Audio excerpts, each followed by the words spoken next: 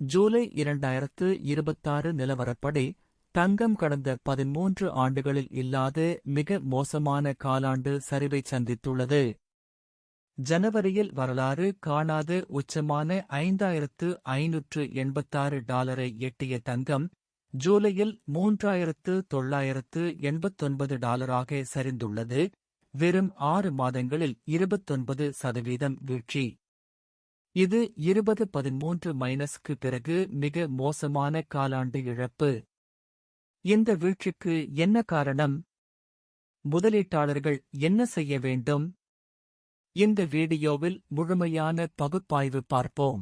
முதல் மற்றும் மிக முக்கியமான காரணம் அமெரிக்க ஃபெடரல் ரிசர்வ் வட்டி விகிதங்கள். பணவீக்கத்தை கட்டுப்படுத்த ஃபெட் வட்டி விகிதங்களை உயர்த்தும் என்ற எதிர்பார்ப்பு சந்தையில் நிலவுகிறது. வட்டி விகிதங்கள் அதிகமாக இருக்கும்போது வட்டி வழங்காத தங்கத்தை விட பத்திரங்கள் மற்றும் கருவூல ஆவணங்களில் முதலீடு செய்வது லாபமாக இருக்கும்.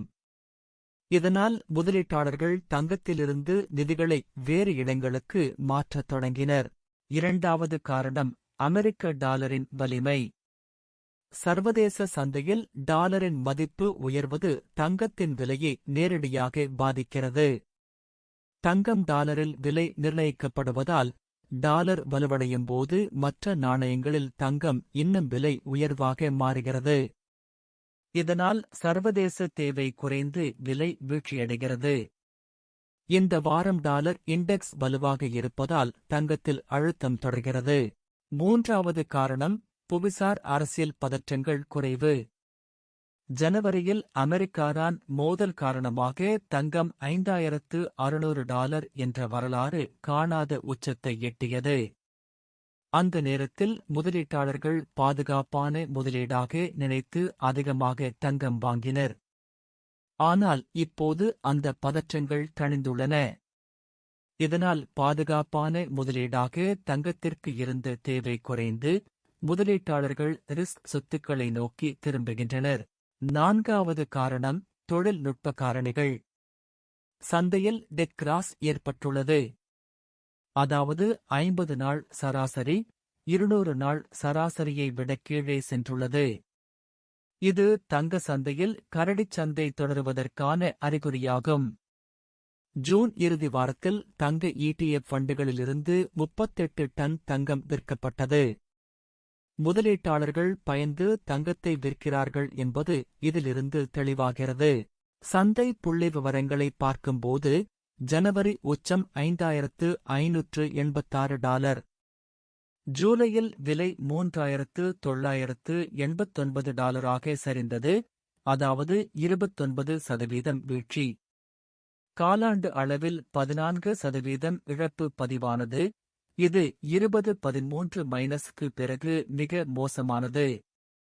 ஜூன் இறுதி வாரத்தில் தங்க ETF ஃபண்டுகளிலிருந்து 38 டன் தங்கம் வெளியேறியது. இந்த அனைத்து காரணிகளும் சேர்ந்து தங்கத்தின் விலையில் தீவிர அழுத்தத்தை ஏற்படுத்தியுள்ளன.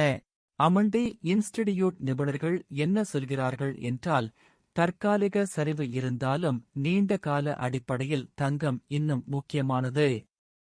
மத்திய வங்கிகளின் சுதந்திரம் சோதிக்கப்படுதல், பணவீக்கத்தின் ஏற்றத்தாழ்வுகள் மற்றும் உலகளாவிய கடன் சுமை ஆகியவை தங்கத்தின் தேவையை நீண்ட காலத்தில் ஆதரிக்கும். மேலும் உலகளாவிய மத்திய வங்கிகள் தங்கள் தங்க இருப்புக்களை உயர்த்த திட்டமிட்டுள்ளன.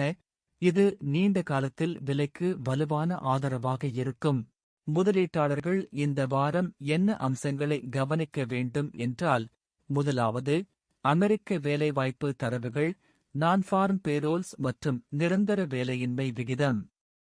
இவை ஃபெடரல் வங்கியின் வட்டிக் கொள்கையை தீர்மானிக்கும். இரண்டாவது ISM-கள், அமெரிக்க பொருளாதாரத்தின் ஆரோக்கியத்தை உணர்த்தும் குறியீடுகள். மூன்றாவது ட்ரெஷரி யீல்ட்ஸ், பத்திரங்களின் வருவாய் அதிகரிப்பு தங்கத்தின் விலையை தொடர்ந்து அழுத்தக்கூடும். இந்த 3 அம்சங்கள் தங்கத்தின் அடுத்த திசையை நிர்ணயிக்கும். முடிவாக, விலை வீழ்ச்சியால் இந்தியா போன்ற நாடுகளில் உள்ளூர் சந்தையில் தங்கத்திற்கான தேவை அதிகரித்துள்ளது. அதே சமயம் சீன சந்தையில் தேவை இன்னும் மந்தமாகவே உள்ளது. தற்போதைய விலை 4000 முதல் $5200 என்ற வரம்பில் இருக்கும் என எதிர்பார்க்கப்படுகிறது. குறுகிய காலத்தில் சந்தை அழுத்தத்தில் இருந்தாலும், நீண்ட கால அடிப்படையில் பொருளாதார நெருக்கடி மற்றும் பணவீக்கத்திற்கு எதிரான தடுப்புச் சக்தியாக தங்கம் தனது முக்கியத்துவத்தை தக்கவைத்துள்ளது. இந்த பகுப்பாய்வு பயனுள்ளதாக இருந்தால் லைக் செய்து, சப்ஸ்கிரைப் பண்ணுங்க.